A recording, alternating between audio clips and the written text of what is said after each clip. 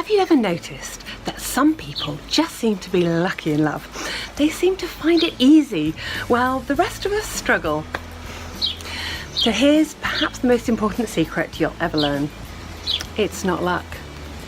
They are using what I call relationship skills. They may not know they have these special skills, but the small proportion of people who are great at relationships, somehow they've learnt them unconsciously. Now, it's not surprising that so many people find love difficult. They find it difficult to make relationships work because there are very few people out there who actually teach good relationship skills. What we're taught is that maybe we need to be good at communicating or problem solving.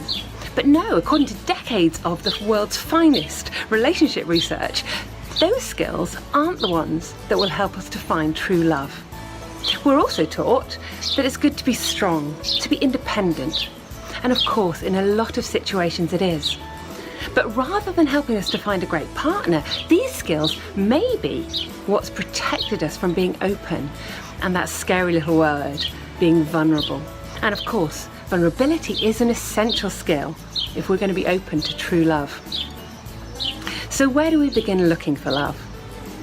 If you've been single for a while, and if, like me, you've had disappointing or even disastrous relationships in the past, it could be that you're just struggling to find someone you find attractive, someone you'd want to spend a month with, let alone a lifetime with. Or maybe you do like people, but they don't like you back and you're questioning yourself. Is it me? What's wrong with me? As a child, I was convinced I was so ugly. No one would ever love me for anything other than my great singing voice. Now, that strange and negative perception stayed with me for a long time. It's only now I'm in my 40s that I notice how far I've come. Occasionally I'll catch my reflection and I'll go, hey, you're looking good. So what kinds of things do you say to yourself when no one's listening? What strange perceptions maybe have slipped into your unconscious mind? Things that have been plaguing you, perhaps for years, perhaps like me, for decades. Well, I hope by the time we finish together, you will look in the mirror and you will be so pleased. You'll be smiling at that loving, creative, courageous, beautiful person that you are. You're lacking nothing. So is it you? Well, no, of course. You're enough. But yes, the qualities you've developed as a resourceful, independent, single person haven't necessarily made it easy for you to find love. And in fact, your strengths may be making love even more difficult. As I've said, the research shows that to be successfully single, you need almost an opposite skill set than the skills that you need to be successful in a relationship. So where do we go to begin to change, to be able to develop the skills that we really need? Well, it starts with knowing ourselves. Now, I thought I knew myself pretty well. Through my teens, I did plenty of the usual navel gazing. I concluded I was pretty emotionally articulate, emotionally intelligent, and eventually when someone wanted to marry me, I couldn't wait to live that happily ever after. But then my first marriage failed. We'd been together since school. I'd been married for 7 years, together for 12, and even after it ended, I saw the main problem as him. And I took this sense of self-confidence into my next relationship, which also failed, and the next one, and again I thought it was him, and it took me years to realise that I was also 100% responsible for creating my relationship failures. When I thought I was being a loving partner, I was actually practicing 2 of the 4 relationship killers. I'll tell you what they are later on in the programme. But the point is this: it's only by knowing myself, knowing how my actions measured up to an evidence-based set of great relationship skills, only by knowing that did I realise where I was self-sabotaging, where I was stopping love. And this programme is about raising that awareness so that we can all create a love that lasts. Now, many people ask themselves the question, who am I? And if we really delve into that question, we find there's no ultimate answer. I'm a strong, independent woman. Yes, but are there times when I'm weak, when I depend on others? Of course there are. I'm fun, I'm curious, I'm loving. But I know, of course, there are times when I'm not much fun and when deep inside I can be extremely unloving. And when I look back over the past, I see a woman who's not the woman I want to become. So are we doomed? No. The important question is not who am I, but who am I becoming? Because as we choose our I ams, we create a new vision of the future and we free ourselves from the person we don't want to be. We're all on a journey when it comes to love, to life, to becoming.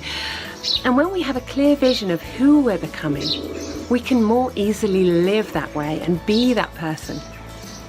So I'm going to ask you to do 2 exercises with me in just a moment. And I want you to adopt a mindset of curiosity. I want you to be willing to be vulnerable, to explore your inner world and your outer world. And as you explore, I'm going to ask you not to judge. Don't judge yourself. Don't diminish yourself in any way. Your journey, your past journey, is unique. The connections, the experiences, the personality that you've been have brought you to where you are now. Your future, of course, is almost limitless potential.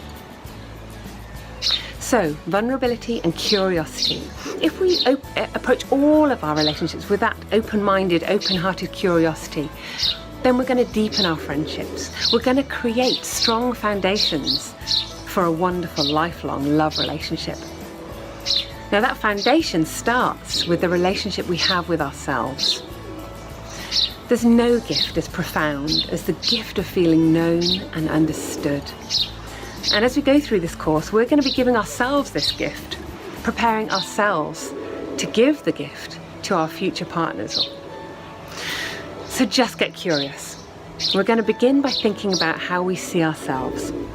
So pull out a pen or your course manual, or maybe just an inspiring notebook that you've got, and ask yourself, what qualities do I have that may not have helped me to find lasting love? Perhaps they're even the things you're proud of, the things that have helped you to live a successful, independent life.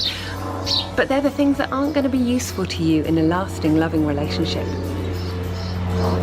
Now I'm going to ask what great qualities you offer a future partner. And now I'm going to ask, what is your inner monologue? What are the things you hear yourself saying about yourself? What proportion of them are positive? And what proportion are negative? List some of those negative beliefs about yourself. And now list some of the more positive beliefs about yourself, things that will help you in love. And I want you to carry these questions with you throughout the day. I want you to become more aware of your self-talk. Hear the judgments you make about yourself and about others. Notice how these reflect the way you think of yourself, how you've constructed your own identity. Studies have shown that after just 20 minutes, 2 people sitting back to back quietly in a room synchronize their mood. They take on the state of the person with the strongest emotions.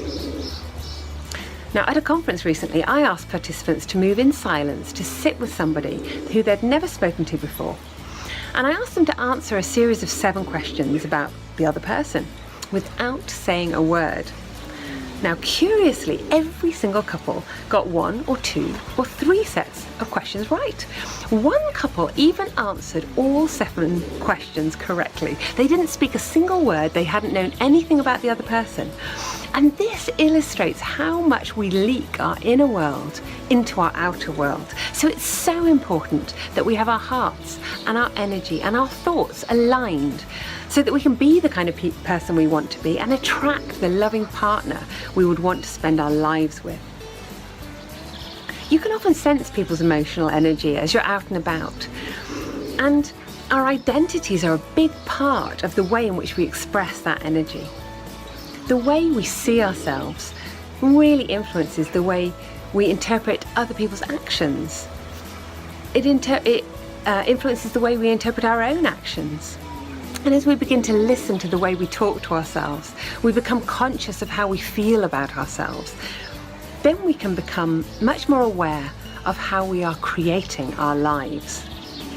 As we make the unconscious conscious, we can begin to choose and shape the kind of future we really want. So now I'm going to ask you to be curious about who you are becoming. I want you to imagine that you're falling asleep.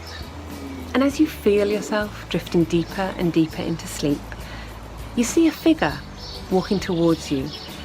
The figure's familiar, but so radiant you can barely see who it is. And then you realise the person walking towards you is your own magnificent self. The person you would be if you could be. A person who'd only ever made the best choices for yourself, the best choices for those around you. The person who'd only ever had courage to follow their dreams, to choose the path of love and joy. And I want you to look deeply at this most magnificent version of you. Start a conversation, be curious. Who is this you? What qualities does that magnificent version of you possess? What amazing things have you done? What have you seen in this magnificent version of yourself? And now I want you to move into the future. You're growing older and older. And now you're in your mid-90s. And you've actually become this most magnificent version of yourself. I want you to smile as you imagine everything about that scene. What are you doing? What are you saying? Where are you? What are you thinking and feeling? Imagine your most incredible self far into the future. And now I'm going to ask you to come back to today. Take your pen and paper and write down everything you noticed about your magnificent self and your magnificent life. This is who you are becoming, if you choose to. What happened in that magnificent life? Who did you love? Where did you go? What dreams did you follow? What dreams did you leave behind because there were better things for you than those old worn-out dreams? So now you may be asking, how on earth are those exercises going to help you to find love and keep love? Because when you're becoming your most magnificent self, you will draw towards you someone who's so fabulous, you'll be amazed. And then of course there are a few more relationship skills that we can learn together. Relationship skills that will help us actually become our best selves, and to do that in our relationships as well as our personal lives. So thank you for joining me for today's part of the course. I look forward to seeing you in the next module.